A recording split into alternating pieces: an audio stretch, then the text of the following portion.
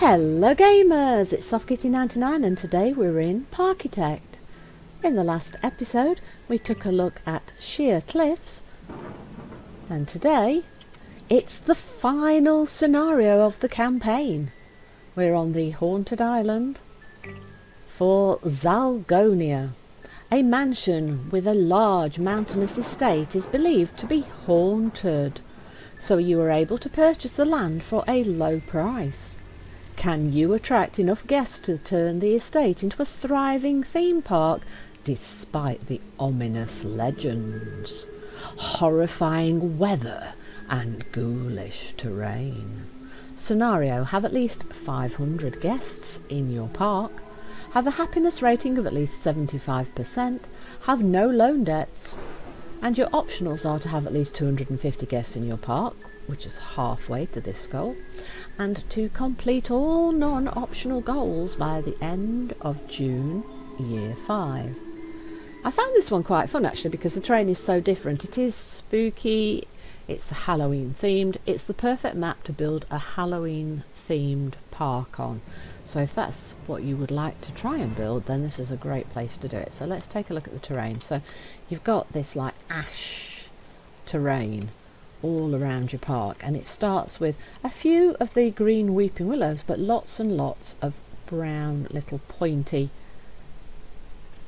trees. These trees, this shape of these trees kind of reminds me of a witch's hat with that slightly crooked top to it, and I just think this is great use of the trees, which are normally green, but here with this using this brown, it just makes the whole thing a totally different feel, and I just think that's really clever just to change the colour to do that.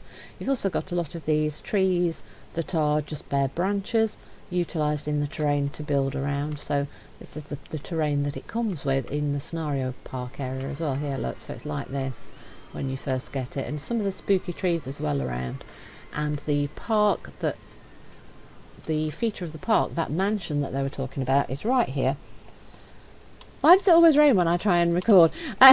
But this is the mansion that the park starts with. I didn't actually use it for anything in my scenario because I didn't quite get that far space-wise. I didn't get to need that to utilise that little bit. So if we do the hide scenario, there is actually nothing in this mansion. Maybe you could turn it into a food court or something. I'm not sure how easy that would be. I'm trying to without deleting the walls and things, and I really wouldn't want to do that. So maybe you could make it a feature of a haunted mansion or something. Maybe you could put in a food court. Don't know.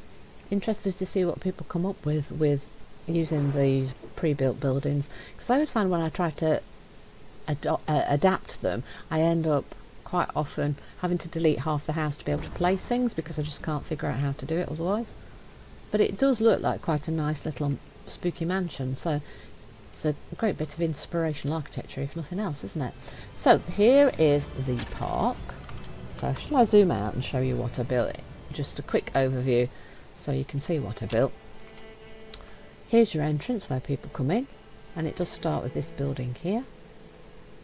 This is where your goods in depot's hidden, and then I've expanded in this direction, and that is as far as I expanded into the park. I did come all the way up to the edge here for this coaster. And there is quite a bit more space here, look, so if you were going to want to build your own park, you've got quite a lot of space. And there's the little mansion that they were speaking about. And this really looks like is the terrain that you've got everywhere when you first start, and then I've adapted it quite a bit, so I've added more colour. I've used a lot of purples and oranges because I kind of think that things like purple and orange kind of fit with a Halloweeny theme, and the textures and the look of the place and the little mansion and everything. Horror they were speaking about in the scenario description, so that's what I've gone with. So let's zoom in and show you a little bit more detail of the park that I built. Too far, zoom out a bit more please. Oh, okay, why are you not zooming out?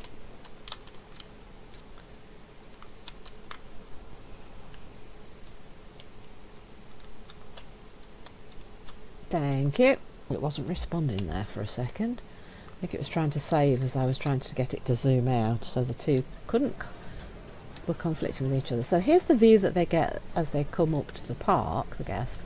Your goods in is here, but it looks really pretty, look, and it's got these little like the fronts of the pavilions here in the top of the house structure, so that's a nice use of that, isn't it? And it's on the back as well, look. And if we drop the scenery for you to see inside, we've got a information kiosk right here in the entrance building as you come in, and your goods in depot right here. So right behind this, I decided I'd flatten out the land to make a big square area to build a food court and a seating area. Added the staff room. Couldn't remember what it was called there for a second. Had the staff room right in here. Little staff path going along here and exiting out here. And then built in our food court, we've got the hot dogs, burgers, hot drinks, soft drinks, and the vending machine. So if we put the scenery back up and move around, so there's your goods in depot, and I've built this little extension hiding the front of the arrivals park so we can use as much space as we can. And this is where the staff path comes out here, so the people can walk in through the front one, and then the back one is the staff. We've added toilets in this little square here to utilise the last little bit of space. Added a couple of, if can we see this better, little pumpkin and a little bit of ivy up the side and a little clock. Let's rotate all the way around. And then I've added this, flattened this piece of land out so that we can add this big structure. I've gone with this kind of horror theme, so I've used the castle textures, but I've made them grey and white this time. We used this same sort of pieces in the last scenario on Sheer Cliffs and made them very bright and summery with reds and greens as the accent colours for the windows and the bricks, and had the whole panels cream, so it was all very bright and vibrant and summery and beachy. And here the exact same panel pieces look so different, don't you think, with the grey and the white for the accents, the accent bricks and things. So we built like a little mini castle thing going with that manor Halloween horror medieval theme. And I've added these tall pieces on the roof because I don't very often use them, but I think they look really good in this sort of semi-gothic-y medieval inspired adaptation into a theme park. And we've extended that just that little bit further forward. We use the arched doorways on these. You can see them here, look, the medieval style arched doorways. And added a couple of the little round fountains here underneath the... Yes, it's little round fountains with a few little rocks on the corners and a few little tulips added in between them for the decoration. And I've gone with the black and white and grey for the little canvas canopies over the seating area, and they've got seats in on the three sides next to where the two fountains are, and then on two sides on the corners. So you can see that from the edge there. There, look, so you can see it's on three sides there and on two on these corners, and then a few around the edges. Add a few bins, some of these Halloweeny textured lampposts, and then just a few extra bits here and there like little flags just for a little bit of colour. And as I said, I used the purple theme on the bathrooms because I think purple and orange are a nice colour for a Halloween style thing. So I've also added some of these, the brown trees came with the scenario, so I've added some in purple. I added some little purple bushes. I've changed these maple style trees to a nice bright vibrant orange and added those in with a few of the pumpkins thrown in here and there. Add a few of these haunted trees around, maybe a few logs, and just gone with the Halloween theme really. So opposite to our beautiful food court, and this tower out the back is where we've got the staff room hidden. And here I've changed the grey colour into a slightly darker colour along the edges to make it kind of feel slightly more rock-like, though it is all just boxed in open space, but it kind of makes me think more of a rock structure to make this whole area look like it's nice and secure and isn't going to fall down the hill. So opposite to the food court I've added a ride, and this ride is the haunted house, and that of course is the perfect opening theme ride for a Halloween based haunted theme park, so I think that's quite cool. I've added a lot for decoration. Let's come in a little bit. By the entranceway next to our information kiosk, I've added just a few sort of spooky things. We've got candles, we've got a cauldron, we've got a brazier fire, a few bones, a couple of graves with the coffins. So this could be like a little ritual place. Strange things are going down here. We've used the Halloween themed pavilions on the queue line. The queue line on this side runs all the way around here for you to get in, and when you come out we've paralleled the exit at the front, so it's right in the centre of the build, the in and out. And then on this side I've added a couple of little graves with bone markers, gravestones, and some of the smoky, smoggy stuff coming out of them for the atmospheric little touch. And then coming round the edge we've got one of the haunted trees, and again I've added the misty, smoky stuff coming out of the mouth of the haunted tree. And again, lots and lots of foliage around the side. As you can see, the terrain falls away quite quickly down here, so I've boxed it in the edge of the queue line just to hide it and make it look more secure. And I've kind of tried to blend the colour into the ash landscape so it's not that obvious if you're not looking for it. And the path comes down between the food court and the first ride and leads you down and around. I've got some more seating here and a map in case you're lost, and the lampposts, I've got them in the purple and in the orange. Used the black metallic benches and the black and white metallic bins, and on the food court I've used the white benches, you see, so I've got a little bit of a contrast between the seating area for the food court and the ones in the rest of the park. And then you come back down again here, and this is where you get your first couple of rides. The first one is right at the bottom of the stairs and leads you in. We've got the haunted pavilions again all over the park, and this ride is the double Ferris wheel, as you can see, bottom and top, just there. Let me zoom just a tiny bit further out so you can see it, and you can see that quite clearly from the seating at the food court. I've got a great view out over the rest of the park from here as well. If I rotate around, you can see that you can see out over much of the park in this direction here and here, so it's quite a nice view from the double Ferris wheel. And then opposite the double Ferris wheel here, you come a little bit across on the path here, and this leads you to this big purple building with a nice indoor ride, so that you're protected from the elements with the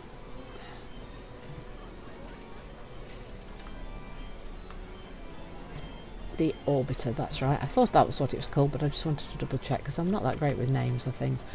But I like this feel, this purple with the sort of turquoisey green tints to the windows. So we've got the windows built around here, and I've got a slightly different colour in the purple that the foundation's built on, so I've kept that idea of partitioning what you would class as rock or platform to build the rides up on from the actual building itself. So I've used the purple and the green. I know a lot of people think that's an odd colour combination, but I've always been quite partial to the purple and green together. Really like that, and I just think it looks nice. And with the lighting, see the lights on there, you've kind of got pink and purple, and that kind of matches the building that you've got. And because of this weird location that we're in, it does seem to rain an awful lot here, so having rides that have got cover so they can keep going in the rain is really, really a good thing to do, because if you don't have rides that can keep going in the rain, you tend to keep dropping your client's happiness rating seems to drop down, which prevents you from finishing the scenario. So make sure you've got at least a few rides built under cover. There's a lot of rides that you can't build under cover. It's very difficult to build something like the Transformer under cover because of the way it tilts and spins. And even for the orbiter, I've had to build quite a large building in order to keep the ride, when it's in motion, under cover. So if we keep following the path down and around here, we come to the Gravitron, which is beautifully already under cover, so we don't have to worry too much about that. Let me twirl around for you. So from the food court you come down to the double Ferris wheel, you come across here to the orbiter, and the path sneaks down and around the terrain quite a lot because there is a lot of changing in levels of terrain here, so there are lots of paths.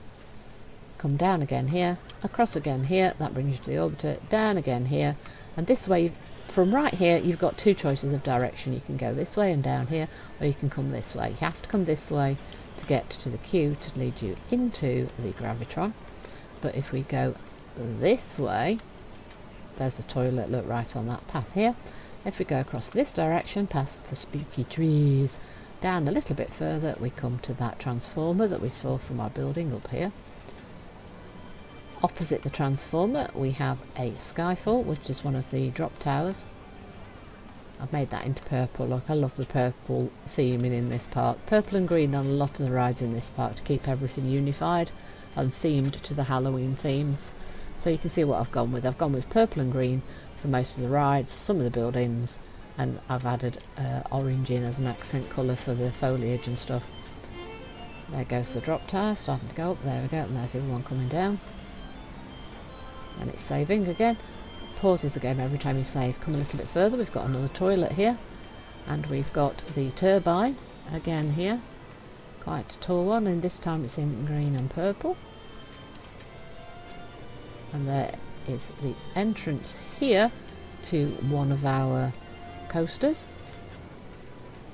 and by the entrance to the coaster we've got a little food court. So let me show you the food court. Here we've got the red brick building, so it's different, it's a contrast to everything. It looks like a recent addition to the build, which is kind of the purpose of it.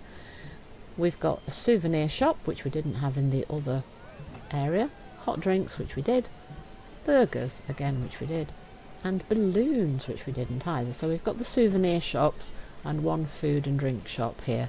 So if you want souvenirs, you need to come down this end of the park, so we're not doubling up on shops. We've got extra shops here, and then we've got the vending machine again, and another toilet right here, and a little bit of seating. Not as much seating because we don't really have as much space to add the food court. Let me drop the scenery for you to see behind it. We've got a little walk space down the back, space for the trash, and we've got a goods depot right here, and that's all there is hidden in this little section here. But as you can see, right next to the food court, we've got two different colours, and you're asking yourself, why have we got two different colours, Kitty? Why have we got blue and purple? Well, the reason for that is we've got two rides. We've actually here got dueling coasters. We have Steel Coaster State dueling coasters. Now it's a pre-built model, and to the model I've added these two buildings. So for the blue lines in and out, I've added a dark themed building with the black walls to kind of match the charcoal and ash in the ground, and added white as the accent colour to that. And I've added the haunted pavilions again over the queue line, but I kind of like that. And then for the purple one, I've added the purple walls with the little windows, the little arched windows with the little square patterns across crossed patterns on these little arched windows. And we've got, look, I love the green and purple together, I really do. But the queue lines are really steep in order to fit this into the terrain. And I'm going to zoom all the way out now. I've shown you my little buildings. So those are my two little station buildings for the dueling coaster. So you come out of the station, zoom up and around and back out and loop back around here. And this one's kind of a mirror. So those are the dueling coasters. So here, look, it's quite low to the ground, but over here it's much higher up, and hence why we've got the blue one. Of course, doesn't go quite as steep into and out of the station building, but the purple one, because it has to come down and under the track, and then it even drops further down because of the way the terrain is. You've kind of got a dip in this area. It's a much steeper slope to come up of to get onto the station and back out of the station again. and this is the end of the line in this direction. But off the purple queue we've added an inverted double swing right here in this corner. So if I zoom just a little bit lower, you can see that that particular ride was one of the later additions to the scenario before I finished it, and I was trying to struggle to find space to add things without going further past these rides and things, so I added it right off this purple path here. So it's got a single entrance up to here, and then you've got the queue line coming that way and the exit coming here. So that fits right between the straight path coming out of the station building and the loop there. So if we take our way back to where the Gravitron is, toilets, Gravitron, keep coming down here. There's the entrance to the Gravitron path, and you come a little bit further down, you've got two ways you can go. If you come this way, there's another little toilet added in here. I've got the toilets dotted in as many places as I can, and then that comes down here. So you've got actually a little square here, look, around this tree. So you've got the toilet there, and then you come down here and you've got access to the launched drop tower right here. It's quite a tall one, 16 tall I think. I went on that particular drop tower. There we go. And the queue line goes around it in that direction, and then your exit just comes straight out. Hence I made the little square, so we've got access to this ride and then to a toilet. And then if you come straight down the path in this direction, just off here, we've got this beautiful pre-built trackless ride. And I've just clicked the person, not the ride. Can I click the ride? Mini Spook State. So it's a trackless ride called the Mini Spook State. It's one of the pre-built models. But just look at that. That is absolutely phenomenal. My hat off to the person that built this. It looks absolutely beautiful. If you look, this is out the arched doorways superimposed onto the round window pieces. I think that's a really clever utilisation of the pieces that we've got in the packs. And here, look, we've got the gravestone added right on top of the building for like a little cross minaret thing. I think that's a really fabulous use of the pieces we've got. You can learn so much from looking at these pre-built models and how other people have utilised the things. And if you look at this corner, look, it's one of the Halloween pavilions, look. But if you look here, they've put one in one direction and one in the other direction to make like a little cross piece. Doesn't that look cool? It looks really, really cool. I'm very, very impressed by whoever built this one. Really looks good. They've even got little braziers right on top of the build, look, to make it look super special. And they've got the track goes all the way up the top, look. Really cool. I think they did a great job with that. So I've just added a few benches and things to the front of that and just plopped it in because I couldn't have built something that good. It was absolutely fantastic. Right, so if you continue down the bottom, we've got my final roller coaster for the park in this huge building that I've built, like with these little arch windows with the cross pieces across them. And it's a big purple building with lots and lots of little windows, lots of different levels to get in and out of the building. Turn it around, lots of different levels, look. I love the fact that it's on lots of different levels. I've even added a little chimney. And then a tiny little extension, look over here, on in order to fit the full length of the station into the build. But I'm really quite pleased with this build. And this is Pandora's box model for the coaster.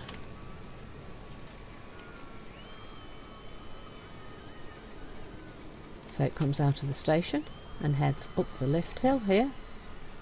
As I said, it's a pre-built, it's Pandora's box, and it's one of the hanging coasters.